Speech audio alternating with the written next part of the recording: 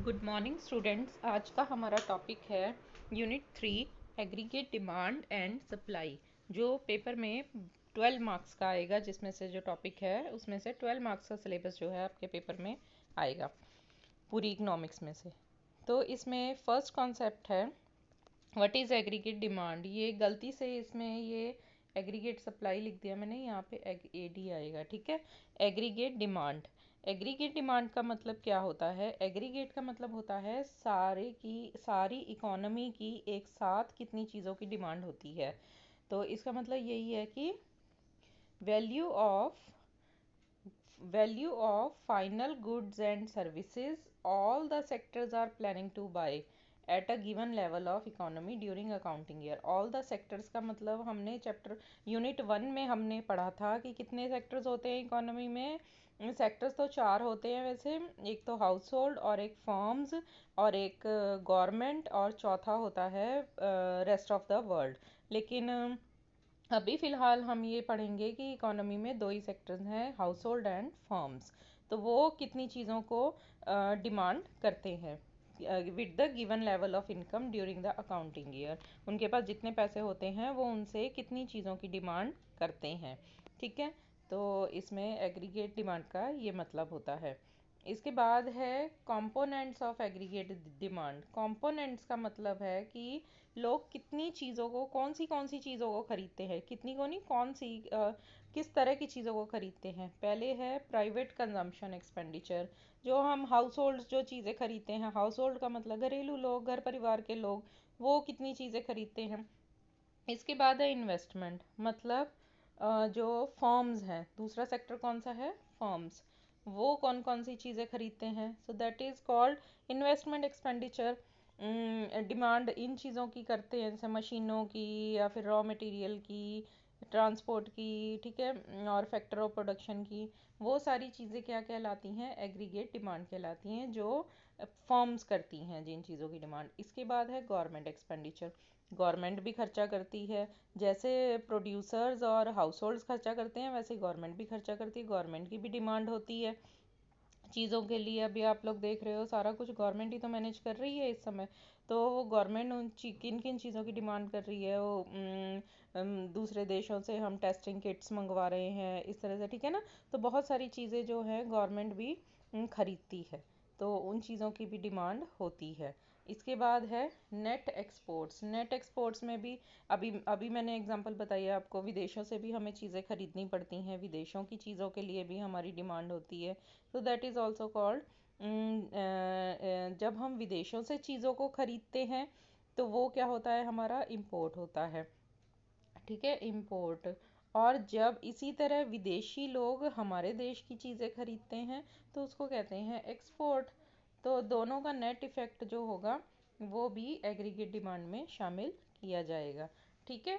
तो इस तरह से एग्रीगेट डिमांड के यहाँ पर प्राइवेट कंजम्पशन एक, दूसरा इन्वेस्टमेंट दो, तीसरा गवर्नमेंट एक्सपेंडिचर, चौथा नेट एक्सपोर्ट्स। तो ये 4 तरह के कंपोनेंट्स इसमें हम लेंगे। लेकिन जब हम आगे न्यूमेरिकल की कैलकुलेशन करेंगे तो बेसिकली हम इसमें दो ही सेक्टर मानते हैं कि एक हाउस होल्ड्स हैं और एक फर्म्स हैं। तो ये दोनों सेक्टर जो हैं चीज़ों की डिमांड करते हैं। हम इसमें रेस्ट ऑफ द वर्ल्ड, जिससे हम एक्सपोर्ट इंपोर्ट करते हैं, रेस्ट ऑफ द वर्ल्ड मतलब बाकी सारा देश, हमारे देश को छोड़कर एक्सपोर्ट इंपोर्ट करते हैं, उसको भी नहीं लेंगे और गवर्नमेंट सेक्टर को भी नहीं लेंगे। हम केवल इसमें ये मानते हैं कि इकोनॉमी में दो ही सेक्टर हैं, हाउस होल्ड एंड फर्म्स। तो हाउस होल्ड क्या करते हैं, कंजम्पशन, और फर्म्स क्या करती है, इन्वेस्टमेंट एक्सपेंडिचर। तो इन दोनों के द्वारा जो चीज़ें मांगी जाती हैं, डिमांड की जाती है जिन चीज़ों की, उसको एग्रीगेट डिमांड कहते हैं, ठीक है। कंपोनेंट्स इसके 4 हैं, लेकिन आगे फर्दर आपने इस लेसन को पढ़ने के लिए इसके दो ही कंपोनेंट्स मानने हैं, जिसमें केवल दो ही सेक्टर हैं। अगर पेपर में आता है कि एग्रीगेट डिमांड के कंपोनेंट्स लिखो तो आपने चारों लिखने हैं, गवर्नमेंट भी, एक्सपोर्ट इंपोर्ट भी, कंजम्पशन भी और इन्वेस्टमेंट भी, चारों लिखने हैं। लेकिन अगर आगे चल के जब हम लेसन को एक्सप्लेन करेंगे तो आपको केवल ये दो सेक्टर्स ही पढ़ने हैं। समझ में आ गई। इसके बाद है एग्रीगेट सप्लाई। ये मैंने दोनों कॉन्सेप्ट उल्टे लिख दिए, एग्रीगेट सप्लाई यहाँ पे आएगा एस।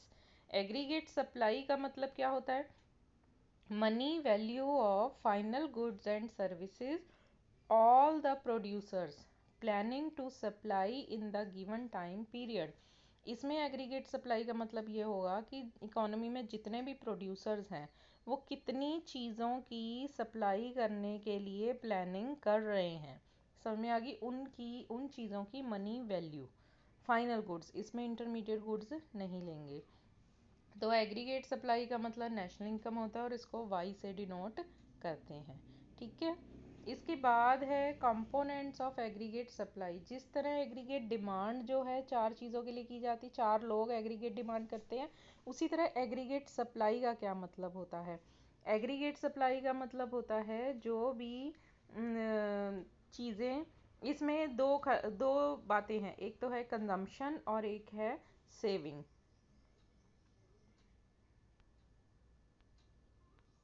एग्रीगेट सप्लाई मैंने ऊपर आप लोगों को बताया कि एग्रीगेट सप्लाई जो होती है वो लोग किससे करते हैं? जो चीज़ें बेचकर जो उन्होंने पैसा कमाने की सोची है उसकी money value. Planning to supply in the given period मतलब ऑल द प्रोड्यूसर्स जो चीज़ों को बेचकर कितना पैसा कमाएंगे उस पैसे को ही इनकम कहा जाएगा। और उस इनकम को किन दो कामों में यूज़ किया जाएगा? या तो उस पैसे को कंजम्पशन पे यूज़ करेंगे या फिर उस पैसे को सेव करेंगे। ठीक है, जिस पैसे को खर्चा नहीं जाएगा उस पैसे को सेव किया जाएगा। तो एग्रीगेट सप्लाई के दो पार्ट्स हैं, एक तो है कंजम्पशन और एक है सेविंग। समझ में आ गई? एग्रीगेट डिमांड भी इनकम से रिलेटेड है और एग्रीगेट सप्लाई भी यहाँ पर इनकम से ही रिलेटेड है। ये माइक्रो की तरह नहीं है कि इसमें प्राइस लेंगे कि प्राइस बढ़ेगा तो एग्रीगेट सप्लाई बढ़ेगी, प्राइस बढ़ेगा तो एग्रीगेट डिमांड घटेगी। नहीं, इसमें प्राइस से नहीं लेंगे, एग्रीगेट डिमांड भी इनकम से रिलेट करके लेंगे और एग्रीगेट सप्लाई भी इनकम से रिलेट करके लेंगे। एग्रीगेट डिमांड का मतलब बेसिकली ये समझ लो कि आप पैसा किन चीज़ों पे खर्चा करते हैं और वो पैसा आता कहाँ से है? जब हम एग्रीगेट सप्लाई करेंगे। तो एग्रीगेट डिमांड हम उस इनकम को खर्चा करने को शो करते हैं और एग्रीगेट सप्लाई का मतलब हम टोटल इकोनॉमी में कितनी इनकम जनरेट होती है। समझ में आ गई? और एक बहुत बड़ा फ़र्क ये है एग्रीगेट डिमांड और एग्रीगेट सप्लाई में कि एग्रीगेट डिमांड जो है, एग्रीगेट डिमांड ज़्यादा हो सकती है। जितना पैसा एग्रीगेट डिमांड एग्रीगेट सप्लाई से ज़्यादा हो सकती है। इसका मतलब ये होता है कि हम खर्चा जो है कमाया तो 100 रुपया, लेकिन खर्चा हम 150 रुपया कर सकते हैं। कैसे कर सकते हैं? क्यों नहीं कर सकते? हम उधार लेके कर सकते हैं ये 50 रुपये, हम लोन ले सकते हैं। ठीक है ना? तो क्रेडिट से लोन, क्रेडिट। तो इकोनॉमी में इकोनॉमी में एग्रीगेट सप्लाई तो उतनी ही होगी जितनी चीज़ें बनी हैं और उनको बेचकर जो पैसा कमाया है, लेकिन एग्रीगेट डिमांड ज़्यादा हो सकती है। लोग जितना कमाते हैं उससे ज़्यादा मात्रा में पैसा खर्चा कर सकते हैं। ये दोनों खर्चे ही हैं। इसमें क्या है? इनकम कमा के खर्ची है, इसमें क्या है? इनकम कमाने के बाद उससे ज़्यादा मात्रा में भी पैसा खर्चा है। तो एग्रीगेट डिमांड और एग्रीगेट सप्लाई दोनों कॉन्सेप्ट आपको क्लियर होने चाहिए। इसमें प्राइस को बिल्कुल भी नहीं लिखना है, इसमें प्राइस आएगा ही नहीं। इसके बाद है एवरेज प्रोपेंसिटी टू कंज्यूम। ये एक नेक्स्ट कॉन्सेप्ट है। हमारी जो कंजम्पशन है वो एवरेज प्रोपेंसिटी टू कंज्यूम पे निर्भर करती है। ये होता क्या है? इसका मतलब एवरेज प्रोपेंसिटी टू कंज्यूम का मतलब होता है अगर हम 1000 रुपया कमा रहे हैं, ये हमारी इनकम है। ठीक है, इसमें से हमने मान लो 800 रुपये क्या कर दिए? कंज्यूम कर दिए। ठीक है, 800 रुपीज़ क्या कर दिए? कंज्यूम कर दिए। तो हमने कितने परसेंट पैसा कंज्यूम कर दिया? 800। कितने में से? 1000 में से। तो 1000 में से 800 रुपया खर्चा कर दिया तो हमने कितना जो है खर्चा किया? 0.8। 0.8 का मतलब 8%। जब 10 रुपये में से 8 रुपये हो गए, ये देखो 800 डिवाइडेड बाय 1000, इसकी अगर परसेंटेज निकालनी है तो ये कितना आएगा? ये 0 से 0 घटा, 0 से 0, 0 से 0, दैट इज़ 80%। कि हमने 80% पैसा जो है वो कंज्यूम कर लिया है। तो दैट इज़ कॉल्ड APC। इसको 80% नहीं लिखते, इसको 0.8 लिखते हैं। ये 100 लगाने की ज़रूरत नहीं है कि हमने अगर 1 रुपया कमाया तो उसमें से हमने 80 पैसे खर्चा कर दिए।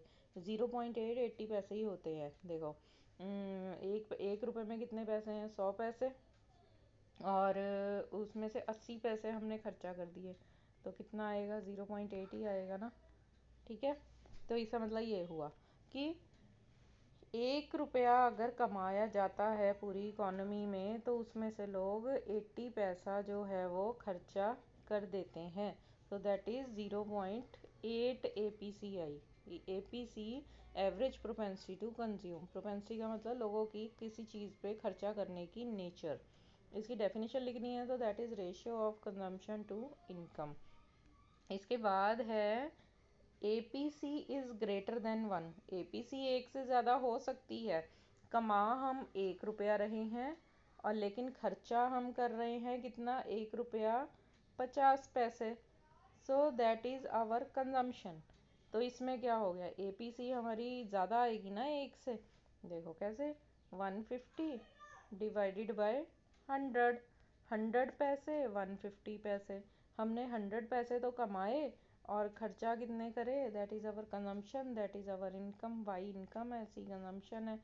100 पैसे हमने कमाए मतलब 1 रुपया, और खर्चा कितने किए? 150 पैसे।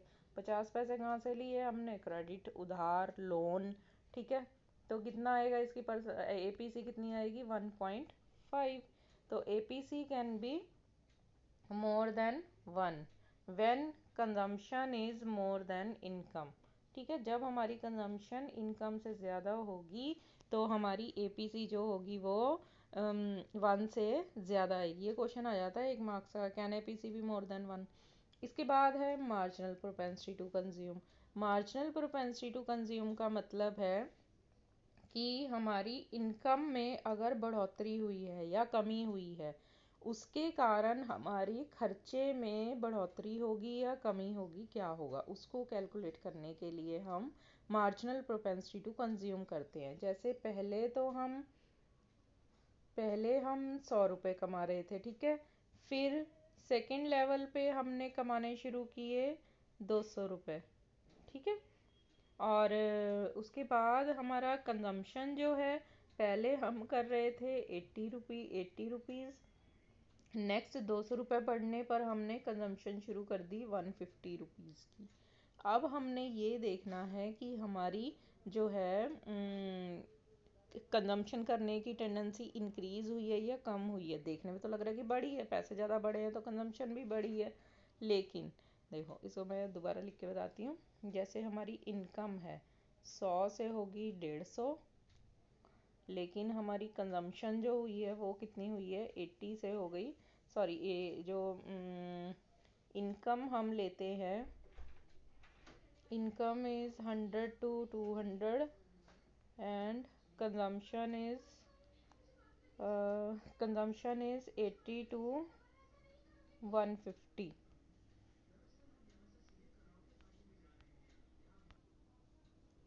यस, तो अभी देखो इनकम में क्या चेंज आया। चेंज इन इनकम कितना आया? 100 रुपीज़।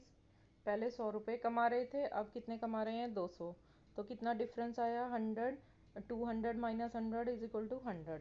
ठीक है, और चेंज इन कंजम्पशन कितना डिफरेंस आया? पहले 80 रुपीज़ कंज्यूम कर रहे थे, अब कितने कर रहे हैं? 150। तो 150 minus 80 is equal to 70 rupees हमारा खर्चा जो है वो इंक्रीज़ हुआ है।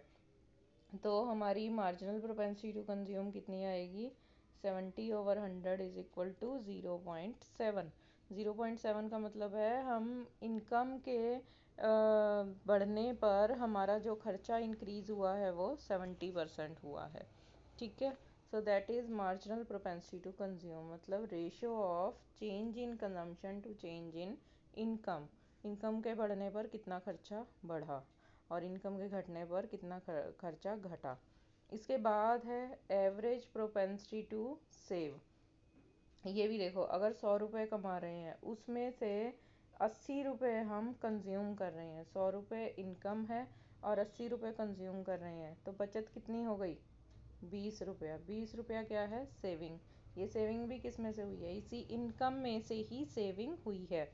अब एवरेज प्रोपेंसिटी टू सेव कैसे निकालेंगे, कितना परसेंट पैसा हमने बचा लिया, दैट इज 0.2। ठीक है, मतलब 20%। 100 में से 20 रुपये है तो 20%, और उसका कॉफिशिएंट निकालेंगे तो दैट इज 0.2। ठीक है, तो एवरेज प्रोपेंसिटी टू सेव जो होगी वो एवरेज प्रोपेंसिटी टू कंज्यूम के साथ ही होगी। जैसे 1 रुपया कमा रहे हैं तो उसको क्या करेंगे हम, या तो कंज्यूम करेंगे या फिर सेव करेंगे। तो average propensity to consume plus average propensity to save is equal to 1। इसी तरह से मार्जिनल प्रोपेंसिटी टू सेव है। मार्जिनल प्रोपेंसिटी टू सेव का मतलब है, marginal propensity to save can be is the ratio of change in saving to change in income. अगर हमारी income मान लो 100 से हो गई थी 200, ठीक है, और कंजम्पशन हमारी हो गई थी 80 से 150, तो हमारा कंजम्पशन में कितना चेंज आया था 70 का, और इनकम में कितना चेंज आया 100 का। तो हमने MPC कैसे निकाली थी, 70/100, दैट इज 0.7%। अब मार्जिनल प्रोपेंसिटी टू सेव, अगर 100 रुपये में से हम 70 रुपये खर्चा कर रहे हैं तो बचा कितने रहे हैं 30 रुपीज़। 100 रुपये में से 70 रुपये खर्चा कर रहे हैं इनकम के बढ़ने पर, ठीक है, इंक्रीज इन इनकम होने पर। हमने 100 रुपये बढ़े तो उसमें से हमने अपना खर्चा भी कितना 70 रुपये बढ़ा दिया, 30 रुपये हमने अभी भी बचा लिए। तो ये जो 30 रुपये हैं ये मार्जिनल प्रोपेंसिटी टू सेव होंगे, किसमें से 100 रुपये में से, मार्जिनल प्रोपेंसिटी टू सेव, जो इनकम बढ़ी थी और जो हमारी उसके कारण सेविंग आई हैं। तो इनकम के बढ़ने पर जो हम सेव कर रहे हैं that is called marginal propensity to save, ये हमारा 0.3%। इसका भी टोटल 1 आता है, जैसे MPC plus MPS is equal to 1। अब MPC हमने कितनी निकाली 0.7, और MPS कितनी आएगी 0.3 इक्वल टू 1। इसका मतलब ये हुआ अगर हम 100 रुपये कमा रहे हैं तो उसमें से 70 रुपये खर्चा कर रहे हैं एक्स्ट्रा, 100 रुपये कमा रहे हैं, इनकम के बढ़ने पर हमारी इनकम बढ़ गई तो हमारा खर्चा कितना बढ़ा था 70 रुपये, ठीक है, उसमें से। और फिर हमारी सेविंग कितनी इंक्रीज होंगी, दैट इज़ 30 रुपीज़। तो टोटल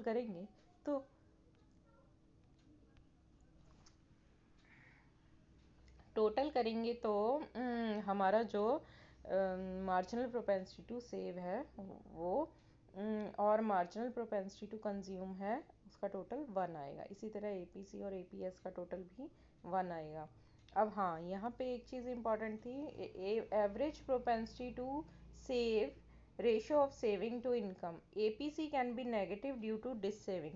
APC नेगेटिव हो सकती है, कब होगी APC नेगेटिव, जब हमारी ये वाला कॉन्सेप्ट होगा, जब APC हमारी 1 से ज़्यादा होगी। मतलब हमारा कंजम्पशन तो है 150, लेकिन हमारी इनकम कितनी है 100, तो इसमें सेविंग कहाँ से आएंगी, ये 50 रुपये तो हम ऑलरेडी उधार लेके खर्चा कर रहे हैं, या हम अपनी पुराना जो पैसा जोड़ के रखा हुआ था उसमें से खर्चा करें, सेव करे हुए पैसे में से कहीं पे रखा हुआ है, बैंक में रखा है, कहीं भी रखा है, उसमें से खर्चा करें। हमें इस महीने सैलरी तो 100 रुपये मिली है, लेकिन इस महीने हमारा खर्चा कितना हो गया 150 रुपया। तो ये 50 रुपये कहाँ से खर्चा किया हमने, ये उधार लिया या फिर हमने अपनी पास्ट सेविंग से किया, तो सेविंग हमारी क्या हो गई, डिक्रीज हो गई। तो उसका इफेक्ट इस पे पड़ेगा MAPS पे, ठीक है। APS can be negative due to dissavings. तो आज के लिए इतना काफ़ी है, बाकी कॉन्सेप्ट्स कल पढ़ेंगे, इनको नोट कर लेना।